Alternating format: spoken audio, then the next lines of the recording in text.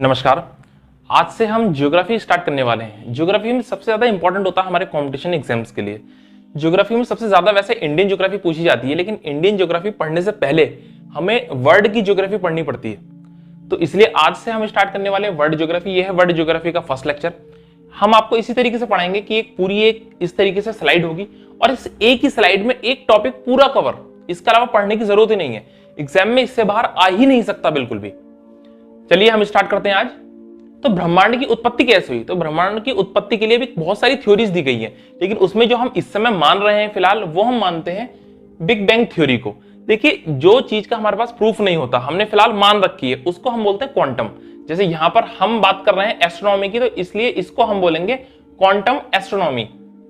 तो quantum astronomy यानी कि इस चीज को हमने मान रखा है, अभी हमारे पास कोई पूरा प्रूफ नहीं है, उस चीज को हम बोलते हैं क्वांटम। जैसे क्वांटम फिजिक्स, तो उसमें हमने मान रखे हैं एटम्स हैं और इलेक्ट्रॉन्स हैं। ये हमें अभी पता नहीं है, पूरी तरह हम श्योर नहीं है, लेकिन ये हमने मान रखे हैं। सबसे ज्यादा सपोर्ट इन थ्योरी को मिलता है। ब्रह्मांड की उत्पत्ति, तो ब्रह्मांड की उत्पत्ति मानी गई है big bang theory. Big bang theory बताई थी जॉर्जेस लिमेत्री साइंटिस्ट ने। किसने? जॉर्जेस लिमेत्री साइंटिस्ट ने बताई थी बिग बैंग थ्योरी। उन्होंने कहा था कि सबसे पहले स्टार्टिंग में केवल एक छोटा सा मास था, और एक वो जो मास था, ध्यान रखना यहां पर मैंने कहा है एक छोटा सा मास था। छोटा सा मास का मतलब, अगर हम जब भी पढ़ रहे हैं एस्ट्रोनॉमी यानी कि खगोलीय विज्ञान अगर हम पढ़ रहे हैं, वहां पर एक छोटी सी, अगर कोई कहा जाए कि छोटा सा, इसका मतलब छोटा नहीं, इसका मतलब बहुत बड़ा होता है।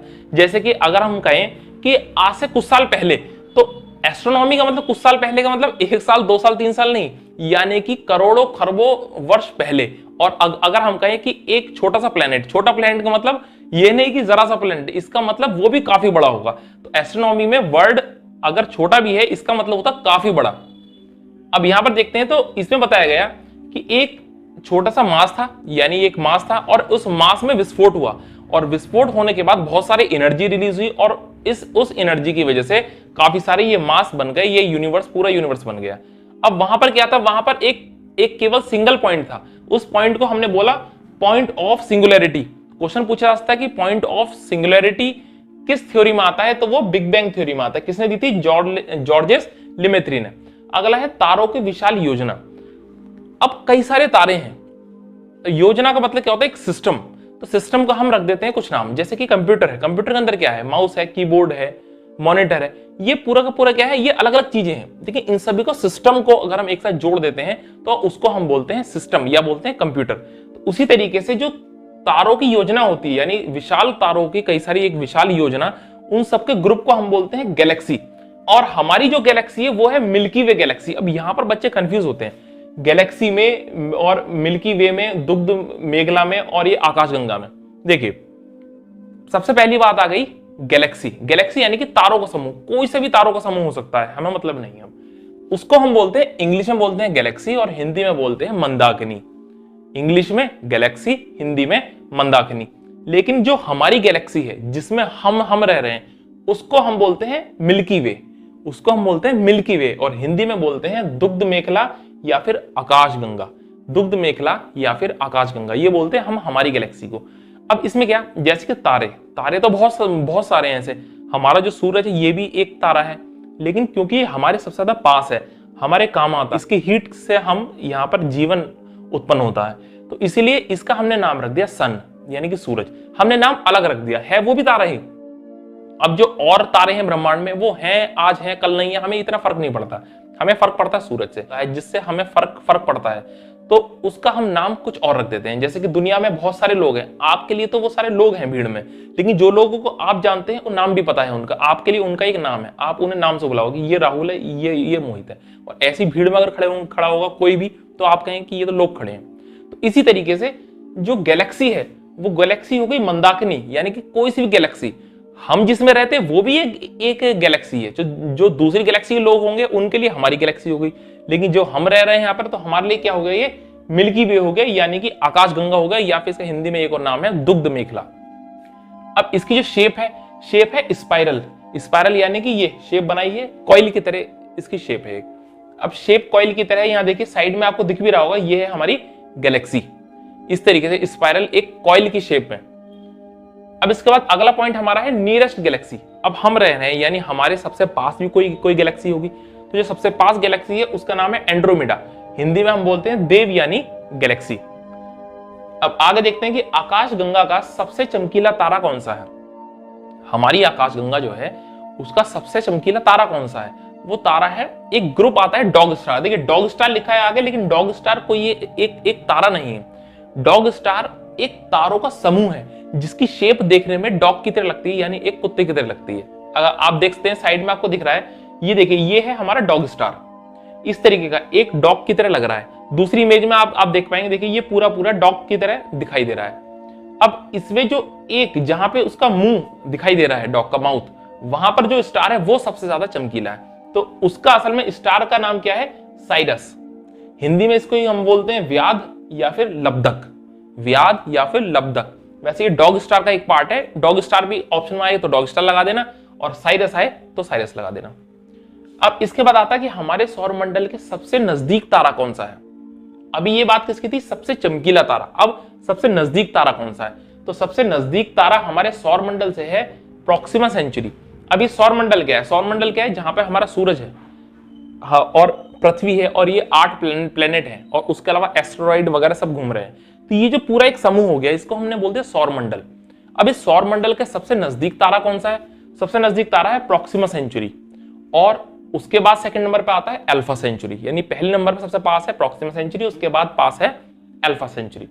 अब आगे गैलेक्सी का दूर भागना, कि सारी गैलेक्सी में जब विस्फोट हुआ, अब यूनिवर्स में तो कुछ है नहीं रोकने के लिए, और हमारे न्यूटन का लॉ कहता है कि अगर हम कोई एक वस्तु अगर बाहर की ओर जा रही है या किसी भी और डायरेक्शन में जा रही है, जब तक उसमें फोर्स नहीं लगेगा वो ना तो रुकेगी ना अपनी स्पीड कम करेगी। इसका मतलब जब ये विस्फोट हुआ, तो विस्फोट होने के बाद जैसे ये उंगलियां हैं, ये उंगलियों को आप मानिए गैलेक्सी बन गई बहुत सारी। जब विस्फोट हुआ तो इस तरीके से ये जा रही हैं दूर। तो ये जो गैलेक्सी दूर जा रही हैं, इन्हें कोई रोकने वाला तो है नहीं, तो इसका मतलब ये परमानेंटली दूर जाती जा रही हैं, और दूर और दूर और दूर। तो इस टर्म को हम क्या बोलते हैं, हम बोलते हैं रेड शिफ्ट। रेड शिफ्ट बोलते हैं गैलेक्सी का दूर दूर भागना, हमारा कहलाता है रेड शिफ्ट। अब ये जो रेड शिफ्ट है, इसमें एक साइंटिस्ट आए थे, हबल, एक हबल नाम के साइंटिस्ट थे। उन्होंने बताया था कि इनकी जो वेलोसिटी है, जो गैलेक्सियां दूर जा रही हैं, अब इनके दूर जाने की भी कुछ वेलोसिटी होगी।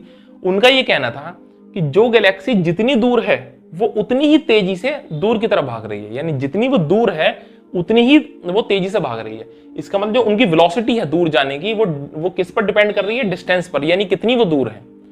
हमने जब इसको डिवाइड किया, वेलोसिटी को और डिस्टेंस को, इन दोनों का रेशियो निकाल लिया, वेलोसिटी का, और यानी कोई सी गैलेक्सी किस वेलोसिटी से दूर जा रही है डिवाइड बाय वो कितनी दूर है, उन दोनों का जब हमने रेशियो निकाला तो उसको हमने नाम दे दिया हबल कांस्टेंट। इसके बाद अब बात आती है लाइट ईयर की। हम यहां पर नापते हैं मीटर में, सेंटीमीटर में, या फिर किलोमीटर के अंदर। लेकिन जब हम एस्ट्रोनॉमी की बात करते हैं, बताया यहां पर अगर हम कहें थोड़ी सी दूरी का मतलब थोड़ी सी नहीं, यानी कई लाख किलोमीटर दूर, तो इसका मतलब है कि हमें नापने के लिए भी एक इकाई चाहिए होगी, एक बड़ी इकाई। तो हमने क्या हमने एक इकाई मान ली लाइट ईयर। लाइट ईयर का मतलब क्या है कि एक लाइट जब हमने स्टार्ट कर दी यहां से लाइट, तो लाइट ने जाना स्टार्ट कर दिया। लाइट की वेलोसिटी क्या है, लाइट की वेलोसिटी है 3 लाख किलोमीटर पर सेकेंड, 3 लाख किलोमीटर पर सेकेंड। ये लाइट की वेलोसिटी है 3 लाख किलोमीटर पर सेकेंड। इसका मतलब अब 1 सेकंड में इसने डिस्टेंस कवर कर लिया 3 लाख किलोमीटर, 2 सेकंड में कवर कर लेगी 6 लाख किलोमीटर। इसी तरीके से अगर हम 1 साल के बाद देखें कि 1 साल में कितनी डिस्टेंस कवर कर लेगी, उसी को हमने बोला लाइट ईयर। यानी कि कोई सी भी लाइट वो 1 साल में जितनी दूरी तय कर लेगी उसको हम बोलते हैं लाइट ईयर, और जो की वैल्यू आती है 9.46 इंटू 10⁻12 किलोमीटर। ये है एक लाइट ईयर की वैल्यू। अब इस लाइट ईयर के बाद, लेकिन ये सबसे बड़ी यूनिट नहीं है। हालांकि एक लाइट ईयर में आप देखिए कितनी ज्यादा डिस्टेंस आ गई, 9.46 इंटू 10⁻12 किलोमीटर आ गया है। लेकिन हमने इससे भी बड़ी यूनिट बना रखी है। सबसे बड़ी यूनिट डिस्टेंस नापने की कौन सी है, पारसेक। तो पारसेक में क्या है, पारसेक में 3.26 लाइट ईयर, यानी कि एक पारसेक में 3.26 लाइट ईयर आते हैं। तो सबसे बड़ी यूनिट कौन सी हो गई हमारी, पारसेक। अब इसके बाद देखिए एस्ट्रोनॉमिकल यूनिट, एक और यूनिट आती है एस्ट्रोनॉमिकल यूनिट। तो एस्ट्रोनॉमिकल यूनिट यानी कि हमारी जो खगोलीय इकाई है वो है 1.496 इंटू 10⁸ किलोमीटर। यह है एस्ट्रोनॉमिकल यूनिट। ये तीनों यूनिट आपको याद रखनी है। सबसे ज्यादा क्वेश्चन पूछता है वो लाइट ईयर से और पारसेक से, लेकिन एस्ट्रोनॉमिकल यूनिट से भी क्वेश्चन पूछे जा सकते हैं। अब इसके बाद आता है गॉड पार्टिकल। गॉड पार्टिकल क्या है, देखिए फिर दोबारा बात आती है, ये बात है क्वांटम एस्ट्रोनॉमी की, यानी ये चीज मानी गई है, अब इसका कोई प्रूफ नहीं है। तो इसमें ये बोला गया है साइंटिस्ट द्वारा, अगर मैं इसकी बात करूं मास, यानी फिलहाल आप मान लीजिए वेट, हालांकि मास और वेट में अंतर होता है, लेकिन इसको हम समझ लेंगे जब हम साइंस की बात करेंगे, जब हम साइंस के लेक्चर स्टार्ट करेंगे। तो ये पूरा का पूरा मार्कर है, इसका कुछ एक वेट है, लेकिन इसका वेट उन्होंने माना है कि जो हमें दिखाई दे रहा है, इसके अंदर इंक है, इसके अंदर रिफिल है, इसके अंदर निप है, कैप है, ये सब तो केवल 75% है। इसके अलावा 25% ऐसी चीज भी है इसमें जो हमें दिखाई नहीं दे रही है, लेकिन उसका वेट है, उसका मास है, लेकिन वो हमें दिखाई नहीं दे रही है। तो उन्होंने माना कि टोटल जो पूरा ब्रह्मांड है उसका जो 25% मास है यूनिवर्स का, वो गॉड पार्टिकल है, वो हमें दिखता नहीं है लेकिन वो है और उसका मास भी है। तो इसको हम बोलते हैं गॉड पार्टिकल। इसी का ही एक और नाम है डार्क मैटर, इसी को ही हम डार्क मैटर भी बोलते हैं।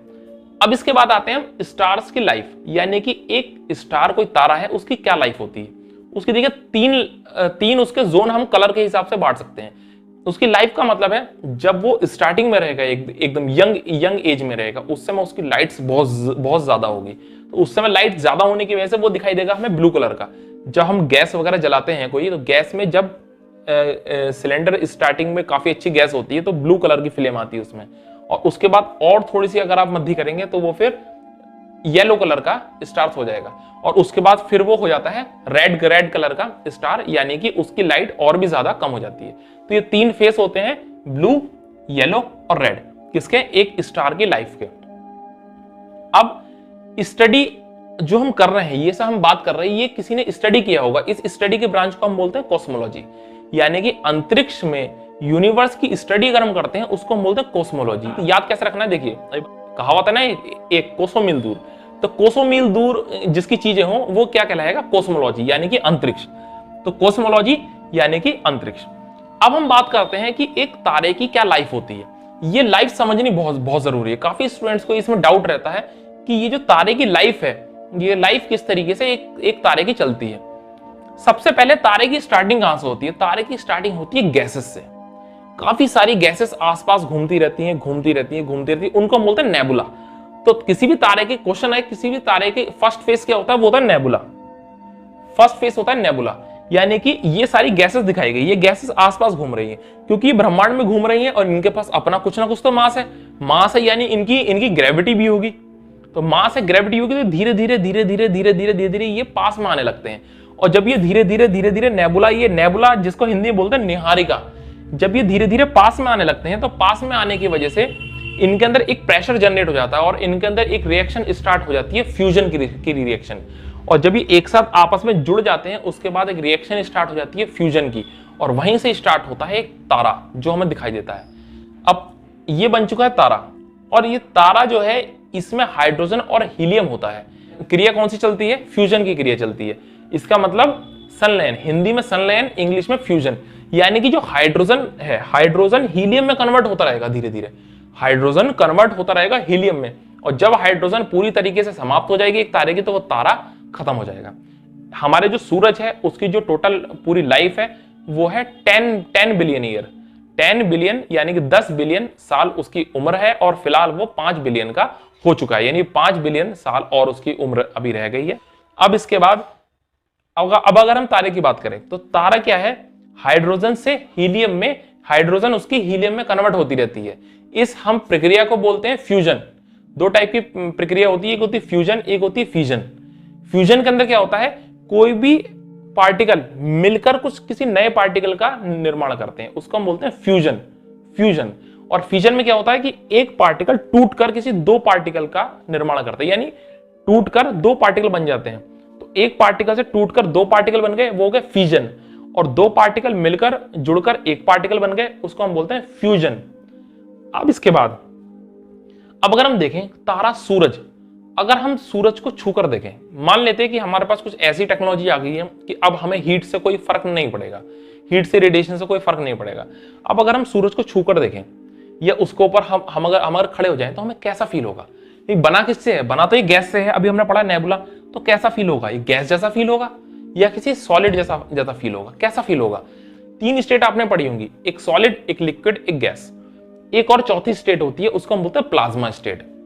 तो हमें फील होगा ये प्लाज्मा स्टेट जैसा। प्लाज्मा स्टेट कैसा होता है कि जिसमें कि ना तो वो सॉलिड होता है ना वो लिक्विड होता है, उन दोनों की एक बीच की स्टेट। जैसे कि आपने देखा होगा जेली आती है, जेली या फिर एक होता है सिलिकॉन। वो सिलिकॉन जो रहता है ना, जो इस तरीके से खिंचेगा भी लेकिन वो बहेगा भी नहीं, वो होता है स्टेट प्लाज्मा की। तो प्लाज्मा यानी कि इसमें आप जाएंगे तो आप अंदर अंदर धसेंगे भी नहीं, लेकिन ऐसा भी नहीं है कि आपको सॉलिड की तरह फील होगा, यानी कि उस स्टेट को हम बोलते हैं प्लाज्मा स्टेट। तो सूरज हमारा किस स्टेट पर है? Plasma state. ये जितने भी तारे होते हैं वो सब प्लाज्मा स्टेट पर रहते हैं।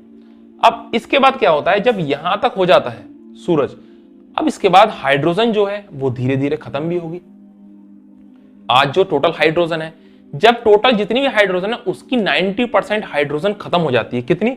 जब 90% हाइड्रोजन खत्म हो जाती है, 90%, जब 90% हाइड्रोजन खत्म हो गई, उसके बाद किसी भी तारे की अगली स्टेज आती है रेड जाइंट, यानी कि लाल दानव। जाइंट इंग्लिश में बोलते हैं किसी बड़े राक्षस को या दानव को हम बोलते हैं। तो रेड जाइंट यानी कि इस तरीके से लाल रंग का हो जाएगा सूरज, या फिर कोई सा भी तारा है वो इस तरीके से एक लाल रंग का बड़ा तारा बन जाएगा। ध्यान रखें यहां पर गैसेस बहुत सारी थी, तारा बना इतना, लेकिन रेड जाइंट बना है थोड़ा सा बड़ा। अगर आप देखते हैं रेड जाइंट क्या बना है, थोड़ा सा बड़ा बना है, तो उसकी शेप थोड़ी सी बड़ी हो जाएगी। क्यों? क्योंकि इसके जो अंदर की हाइड्रोजन है, अंदर की हाइड्रोजन खत्म हो गई कोर की, तो फिर वो बाहर की तरफ फोर्स लगाती है। अंदर की कोर की हाइड्रोजन खत्म हो चुकी है, लेकिन बाहर की हाइड्रोजन अभी बाकी है, यानी कि 10% हाइड्रोजन जो बाहर थी वो बाकी है, अंदर की हाइड्रोजन खत्म हो चुकी है। तो फिर कोर उसके बाद एक्सपेंड करना शुरू कर देती है, फैलना शुरू कर देती है। जब फैलना शुरू करती है फिर हमें बाहर से ही दिखाई देता है लाल तारे की तरह। आप देख सकते हैं साइड में इस तरीके से दिखाई देता है लाल दानव। तो ये है रेड जाइंट। अब लाल दानव के बाद यहां तक तो हर तारे को आना ही आना है, इसके बाद तारे का क्या होगा? अब ये डिपेंड करता है कंडीशन पर कि इस तारे का मास कितना है। फिलहाल ये 1.44 ये क्या है, इसको हम समझेंगे भी कुछ देर में। अभी हम देखते हैं कि अगर ये इसका मास कम है, एक हम बात करते हैं मास तारे का कम है, एक बात करेंगे मास तारे का ज्यादा है, और एक मास तारे का बहुत ज्यादा है। इन तीन कंडीशन को लेकर चलते हैं। पहले हम कंडीशन लेकर चलते हैं कि अगर जो तारा है उसका मास कम है, कितना कम है ये अभी हम कुछ देर में समझ लेंगे। तो रेड जाइंट के बाद यानी कि लाल दानव के बाद ये दोबारा से जब यहां पर ये आया था, इसकी 90% हाइड्रोजन खत्म हो चुकी थी। अब इसके बाद फिर 90% के बाद फिर इसकी जो 5% हाइड्रोजन है वो भी खत्म हो जाएगी, यानी कि 95% हाइड्रोजन खत्म हो जाएगी। अब इसके पास केवल 5% फ्यूल बचा। उस समय ये रेड जाइंट बन जाएगा व्हाइट ड्वार्फ में। व्हाइट ड्वार्फ में यानी कि सफेद, ड्वार्फ का मतलब होता है वैसे इंग्लिश में बौने, बौने को हम बोलते हैं ड्वार्फ, तो यानी कि बौना। अब देखिए इसके साइज भी छोटा हो चुका है, तो ये सफेद व्हाइट ड्वार्फ आप देख सकते हैं, ये कुछ इस तरीके का दिखाई देगा व्हाइट ड्वार्फ। तो व्हाइट ड्वार्फ बन जाएगा ये कब? जब इसका मास होगा कम। और व्हाइट ड्वार्फ बनने के बाद जब ये 5% भी फ्यूल उसका खत्म हो जाएगा, यानी अब कुछ नहीं बचा उसमें, तो फिर ये बन जाएगा ब्लैक ड्वार्फ। अब देखिए ब्लैक ड्वार्फ में अगर आप ध्यान से देखेंगे तो यहां पर मैंने कुछ बनाया नहीं है। क्यों? क्योंकि ब्लैक ड्वार्फ हमें दिखेगा ही नहीं। हमें कोई चीज ब्रह्मांड में दिखती कब है? जब या तो उसके ऊपर रोशनी पड़े या फिर उसकी खुद की रोशनी हो। ये तारा था, इसका मतलब पहले तो इसके पास रोशनी थी, यहां भी दिख रहा था, यहां भी दिख रहा था। ब्लैक ड्वार्फ यानी कि फ्यूल ही खत्म हो गया, अब कुछ नहीं बचा उसमें, अब बिल्कुल काला हो गया वो। तो काला भले ही हो गया है, लेकिन अगर हम उसके ऊपर रोशनी डालेंगे, यानी हम दूसरी जगह से कहीं बाहर से बड़ी रोशनी डालते हैं, तब हमको वो दिखाई देगा, लेकिन उसकी अपनी रोशनी अब कुछ नहीं बची है। इसलिए यहां पर कुछ नहीं बनाया गया है, क्योंकि यहाँ ब्रह्मांड में ऐसे हमें दिखाई नहीं देगा। जब दूसरे की रोशनी पड़ेगी तभी दिखेगा। जैसे कि हमारे ये ग्रह है, शुक्र है, बुध है, चांद है, जब सूरज की रोशनी पड़ती है तब हमको दिखाई देते हैं। सूरज की रोशनी नहीं पड़ती तो हमको पता भी नहीं लगता ये है या नहीं है। इसी तरीके से अब इसके बाद सेकंड हमारी स्टेज आती है कि रेड जाइंट तो बना, लेकिन अब इसका मास इतना नहीं है, इससे थोड़ा सा ज्यादा है। अगर थोड़ा सा ज्यादा है मास, तब क्या होगा? तब इसमें होगा नोवा या फिर सुपरनोवा। नोवा या सुपरनोवा यानी कि ये विस्फोट है, ये अब की बार पूरी तरह से फटेगा। अब जब विस्फोट होने के दो इसमें हमें पैरामीटर बताए गए हैं, एक तो या तो नोवा विस्फोट होगा या फिर सुपरनोवा। नाम से ही पता लग रहा है सुपरनोवा यानी कि बहुत ज्यादा विस्फोट होगा। तो नोवा विस्फोट में जो तारे के अंदरूनी भाग होता है उसमें विस्फोट नहीं होता, जो ऊपर की सतह होती है केवल उन्हीं के अंदर विस्फोट होता है। और जो सुपरनोवा होता है उसमें तारा अंदर से भी विस्फोट होता है और बाहर से भी विस्फोट होता है, उसको हम बोलते हैं सुपरनोवा विस्फोट। अब नोवा हो या फिर सुपरनोवा हो, उसके बाद इसके पास केवल 2 स्टेज बचती है होने के लिए। पहला तो सुपरनोवा विस्फोट या नोवा विस्फोट होने का फिर तारा सिकुड़ना शुरू कर देता है।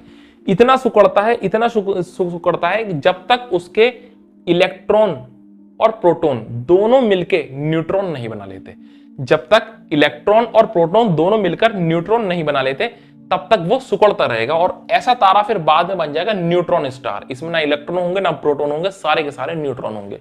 तो ये फिर बनेगा हमारा न्यूट्रॉन स्टार। और इसी केस में एक कंडीशन और आती है, कई बार जब ये ब्लास्ट होता है ना, तो ये इस तरीके से ब्लास्ट हो जाता है साइड से कि ये रोटेट करने लगता है। यानी बनता तो न्यूट्रॉन स्टार ही है, लेकिन न्यूट्रॉन स्टार भी रोटेट करने लगता है, घूमने लगता है। तो ऐसे को हम बोलते हैं रोटेटिंग न्यूट्रॉन स्टार, यानी घूमता हुआ न्यूट्रॉन स्टार। लेकिन उसका एक और नाम है पल्सर। बजाज की बाइक आती है पल्सर, उसका नाम उन्होंने यहीं से ही रखा है पल्सर, यानी कि बहुत तेज घूमता रहता है ये, तो इसलिए पल्सर न्यूट्रॉन स्टार बन सकता है या फिर बन सकता है पल्सर। पल्सर भी न्यूट्रॉन स्टार ही है, लेकिन वो घूमता रहता है। अब इसके बाद आते हैं कि अगर रेड जाइंट, यहां तक तो सभी को आना ही है, अगर ये नोवा सुपरनोवा हो रहा है लेकिन मास इसका रेड जाइंट का, ये तारे का मास बहुत ज्यादा था, तो ये नोवा ये सुपरनोवा तो होगा ही, लेकिन उसके बाद जब ये सिकुड़ेगा तो ये कॉन्ट्रैक्ट होते होते सिकुड़ते सिकुड़ते इतना छोटा हो जाएगा, इतना छोटा हो जाएगा कि ये बन जाएगा एक ब्लैक होल। इसी के बाद ये बन जाता ब्लैक होल। ब्लैक होल देखिए यहां पर इसको हमने ब्लैक दिखाया, जबकि यहां पर हमने बताया था ब्लैक, ये ब्लैक ड्वार्फ था, ये काला दिखाया है, और ये इसका नाम भी ब्लैक है, लेकिन इसको दिखाया गया ब्लैक। क्यों? क्योंकि अंतरिक्ष में ये तो दिखाई देता ही नहीं है, लेकिन इस पर आप रोशनी डालेंगे तो ये दिखाई देगा। लेकिन ब्लैक होल ये ब्लैक ही रहेगा, आप कितनी भी रोशनी इस पर डालेंगे ये ब्लैक ही रहता है। इसकी ग्रेविटी इतनी ज्यादा होती है क्योंकि इसकी डेंसिटी बहुत ज्यादा होती है। इसका असल में ब्लैक होल की अगर आप रेडियस देखें तो केवल 2.5 किलोमीटर इतनी होती है। हमारी पृथ्वी की रेडियस कितनी है? 6400 किलोमीटर। लेकिन इसकी कितनी होगी? इसकी ये सूरज से भी इसकी 1000 गुना ज्यादा होगी इसका मास, लेकिन फिर भी इसका जो रेडियस होगी या इसका डायमीटर होगा वो केवल 2.5 किलोमीटर के अंदर ही रहेगा। और ऐसा होने की वजह से इसकी जो डेंसिटी होती है वो बहुत ज्यादा होती है। इस वजह से इसका जो ग्रेविटी होती है वो इतनी ज्यादा होती है कि ये लाइट को भी आने नहीं देता। इतनी ज्यादा ग्रेविटी इसकी होती है कि जब हम इसके ऊपर रोशनी डालेंगे ये सारी रोशनी को अंदर खींच लेगा और जरा सी भी रोशनी को नहीं आने देगा। यानी लाइट तक के ऊपर इसकी ग्रेविटी वर्क करती है, इसलिए हम इसको कहते हैं ब्लैक होल। क्योंकि जब किसी जगह से, अब ये व्हाइट दिखाई दे रहा है हमें क्योंकि यहाँ रोशनी पड़ के लाइट वापस आ रही है, इसलिए हमें को दिखाई दे रहा है व्हाइट। अब ये हमें ब्लू दिखाई दे रहा है, क्यों? क्योंकि सारी रोशनी गिर रही है इस पर, सबको एब्जॉर्ब कर रहा है, बस एक ब्लू लाइट है जिसको ये एब्जॉर्ब नहीं कर रहा है और लौट के ये हमारी आंखों में आ रहा है, तो इसलिए ये हमें दिखाई देता है ब्लू। लेकिन जो ब्लैक होल है वहां से कोई रोशनी लौटकर आ ही नहीं पाती, इसलिए वो हमें दिखाई देता है ब्लैक, इसलिए हम इसको बोलते हैं ब्लैक होल। ब्लैक होल का मास इतना ज्यादा होता है कि अगर आप 1 चम्मच मिट्टी वहां के ले आए, 1 चम्मच, वैसे तो हम इस पर खड़े ही नहीं हो पाएंगे क्योंकि हम यहाँ पृथ्वी पर खड़े हैं तो ग्रेविटी लग रही है, तो ये जो हमारा सिर है इसको भी पृथ्वी खींच रही है, हाथ है इसको भी पृथ्वी खींच रही है, लेकिन हमारे अंदर इतनी जान है कि हम तब भी खड़े हो पा रहे हैं। लेकिन ये ब्लैक होल की इतनी ज्यादा ग्रेविटी रहेगी कि इतनी तेजी से ही खींचेगी सिर को और हाथ को, इंसान खड़ा ही नहीं हो पाएगा, मेल्ट होके वहीं समा जाएगा। तो ब्लैक होल की अगर हम 1 चम्मच मिट्टी ले आते हैं तो उस 1 चम्मच की मिट्टी का वजन यहाँ के 100 हाथियों के बराबर होगा। सोचिए 1 चम्मच मिट्टी का वजन यहाँ के 100 हाथियों के बराबर होगा। तो ये है ब्लैक होल, इसकी डेंसिटी बहुत ज्यादा होती है। तो ये रहा टोटल एक पूरा लाइफ साइकिल। ये इस सब के बाद हम अब देखते हैं ये क्या है, ये बड़ा होगा, छोटा होगा तारा, उससे बड़ा होगा, इसका क्या मतलब है? देखिए एक साइंटिस्ट थे, इंडिया के महान साइंटिस्ट चंद्रशेखर जी, तो उन्होंने बताया था कि ये जो लाइफ है ना, जो सूरज का मास है उसको हम मानते हैं, जो सूरज का मास है उसको हमने मान लिया आइडियल।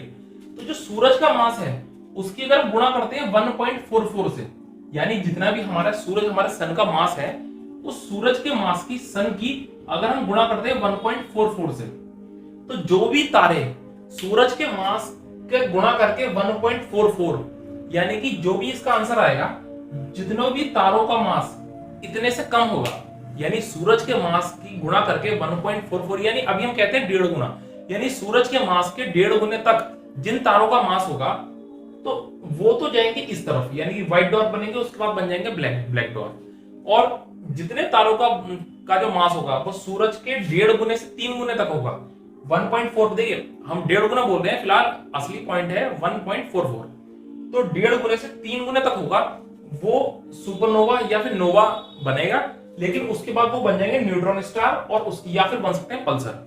और जितनों का भी 3 गुने से ज्यादा होगा, यानी सूरज के मास से 3 गुने से ज्यादा होगा जिसका, वो सुपरनोवा या नोवा होने के बाद बन जाएंगे ब्लैक होल। तो ये बताया था, ये जो 1.44 ये टर्म दिया था, ये दिया था चंद्रशेखर जी ने, तो इसलिए हम इसको बोलते हैं चंद्रशेखर लिमिट। याद रखें, कई बार एग्जाम में काफी क्वेश्चन पूछते हैं कि चंद्रशेखर लिमिट की वैल्यू कितनी होती है, तो वो होती है 1.44। आप डिस्क्रिप्शन बॉक्स से देख सकते हैं, इस इमेज को पूरी को आप डाउनलोड कर सकते हैं, ये डाउनलोड डिस्क्रिप्शन बॉक्स में मिल जाएगी, नहीं तो आप यहाँ पर भी स्क्रीनशॉट ले सकते हैं इसका। इसके बाद हम अगला पढ़ेंगे सन यानी कि सूरज के बारे में।